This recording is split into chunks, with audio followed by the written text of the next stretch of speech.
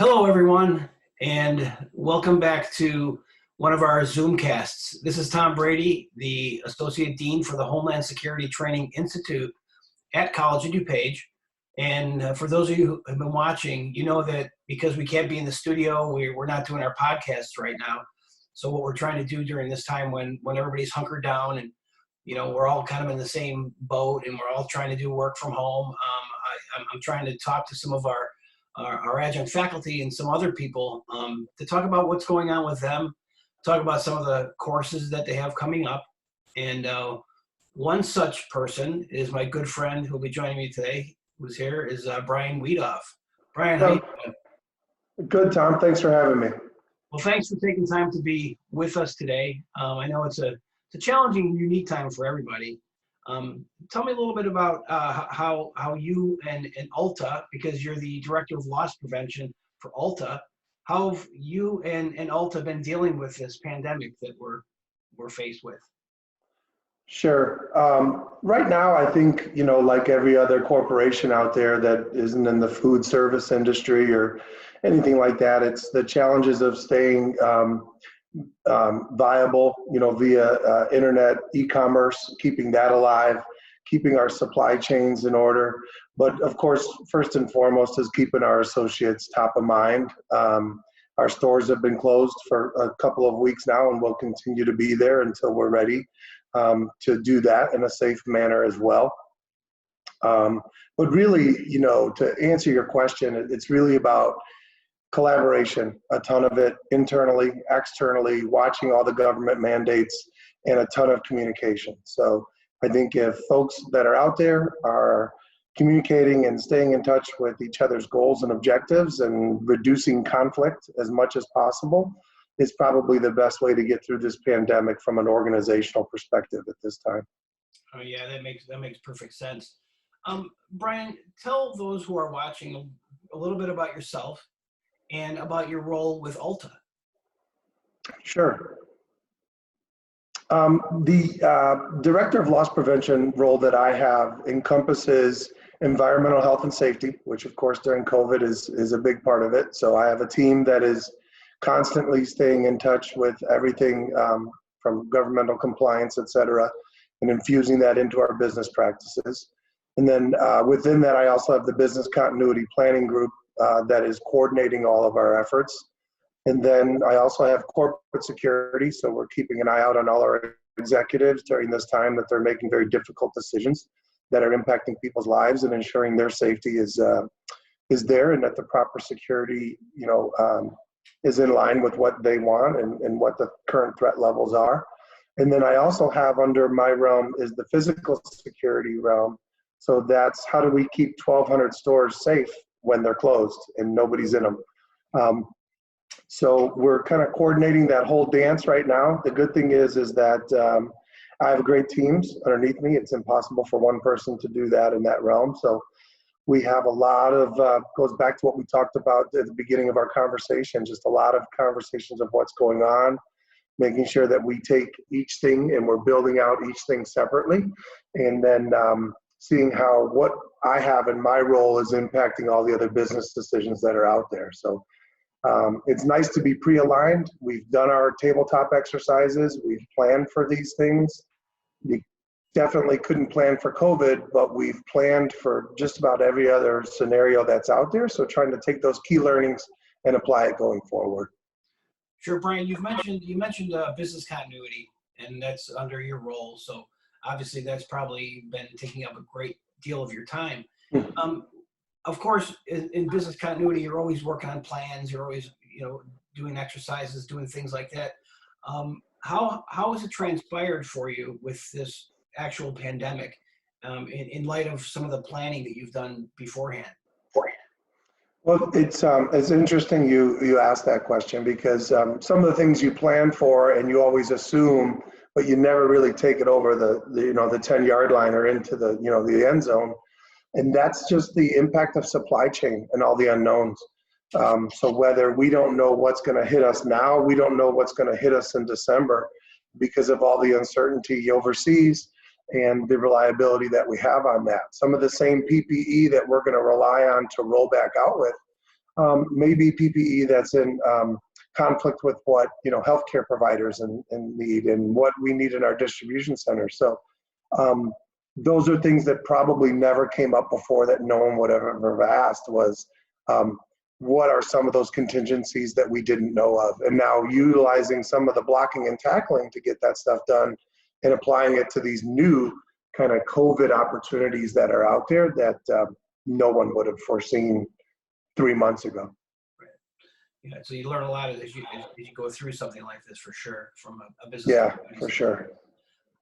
Brian, you've been an adjunct faculty member for the Homeland Security Training Institute at College of DuPage for the last few years.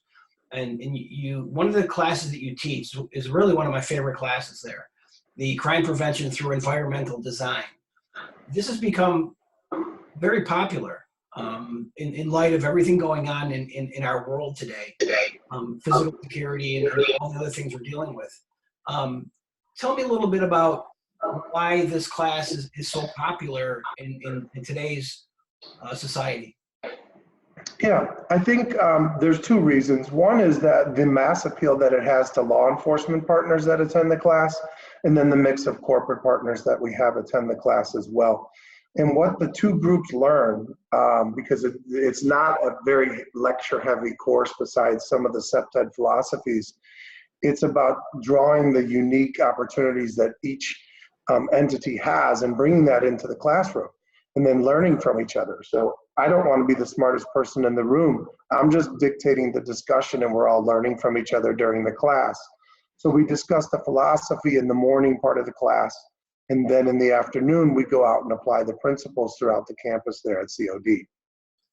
So it's almost like, I know part of the class is a physical reconnaissance. I know that you guys are out doing stuff outside the classroom.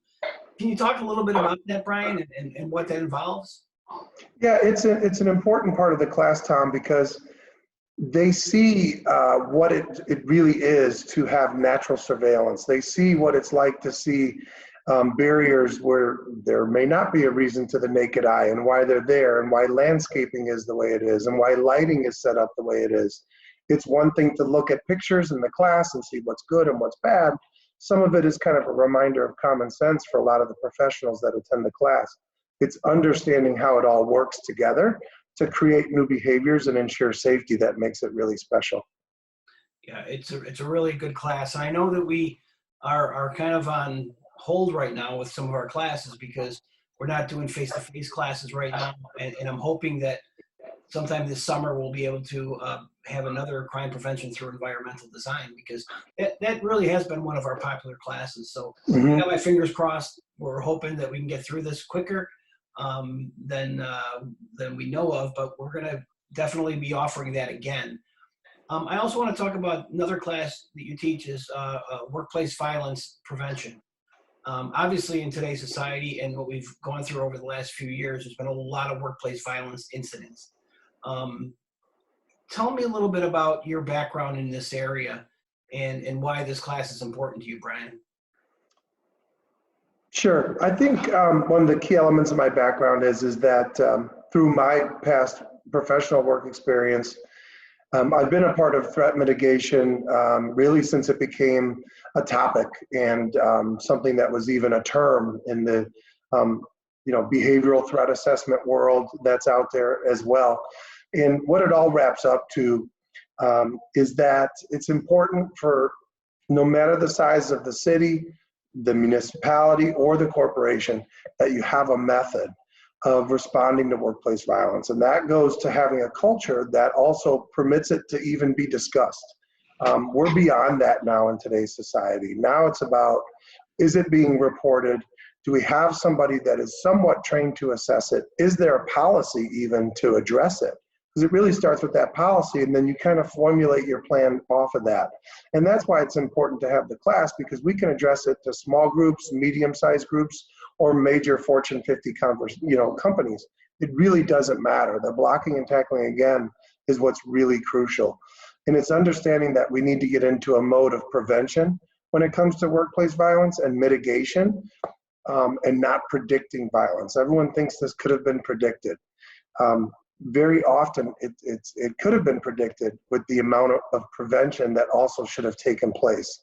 And that's where people are stepping up and noticing things that aren't right and behaviors that aren't right, changes in folks that indicate that they could be off balance and a threat to the workplace. So what we give them is the tools to identify it, the tools to assess it, and a lot of different ways to look at it. And then we also spend a good portion of the afternoon of that class talking about the importance of addressing domestic violence in the workplace, whether it's a male-dominated environment or even a female-dominated environment. It really doesn't discriminate, and it really needs to be talked about, since most of the workplace violence does come from a domestic partner that brings that situation into the workplace and can cause major harm. And that's something that's increased over the past, just the last few years, I would say, where you're seeing more domestic violence incidents that maybe start off at home and then bleed into the workplace. So you're talking about incidents like that, correct? Yes, exactly. Yep. And not only the damage, Tom, that it does to the workplace, but if there's a shooting at your place, everyone will associate that business with that event for years and years to come. So it's not just about the incident itself, it's the impact that it has to everybody who witnesses it, the guests, the vendors, your shareholders, if you're a publicly held company. It's a major issue that is going to have long-lasting impacts on that brand of that company. Yeah, it's something obviously that we're all aware of now. I think more so than it's ever been in the past. So that's an important class. I think prevention, Brian, you mentioned prevention is really critical. You have to do work to prevent incidents like this. If a company has a prevention a program or something they're doing, how do they rate the success of that? Is it because there's not an incident, or because prevention is always a tough animal to kind of rate or measure, if you will? Yeah, I would say obviously having 0 serious incidents is always a good grade. And if you're tracking your incidents, and you won't have that many, as long as you have a culture of respect behind it. And we talk about that in the class as well. So, if you have a tumultuous workplace, then you're going to have a lot of, the net result of that is going to be a lot of conflict in the workplace that could increase workplace violence. So it starts there. Then after that, you just need to measure it and see where you're at. And when you're creating these safety plans after the event, you're able to monitor that person. Even if it ends in a termination of somebody, it doesn't end there. We talk about that in the course as well. Premise liability and the OSHA standards that apply and all these other things that are coming out there now all need to be considered. Just kicking someone out the door isn't good enough anymore. It's giving that person maybe extended EAP, giving them an extended allowance when they leave, to give them a glide path to get back into society and get their feet down. Don't make them angry or angrier when they leave your workplace, or you're going to be a potential threat afterwards. Yeah, I understand that. We've been talking with Brian Wiedoff, who's the Director of Loss Prevention for Ulta. He's also an adjunct faculty member for the Homeland Security Training Institute at College DuPage. And we've been talking about 2 outstanding classes that he teaches for us: crime prevention through environmental design and workplace violence prevention, which are in today's society, those are 2 really important classes. So if you want more information on these classes, you can go to our website, which is www.cod.edu/HSTI for the Homeland Security Training Institute, and you can get more information. We hope to have some of these classes scheduled for sure for the summer. I know one's scheduled for, I think, June 24th. I think that's workplace violence. Yes. Get more information on our website on that, and we hope to get more of those classes to you so that you can participate in them. And Brian, I want to thank you for your time. It's always a pleasure talking to you. You're a good friend. You've been a good supporter of us at the College of DuPage, and we're thrilled that you're part of our staff. And I wish you well, and I will say stay safe to you. Thank you, Tom. You too, for sure. You stay well, sir. All right. Thanks, Brian. Thank you. Bye-bye. Bye.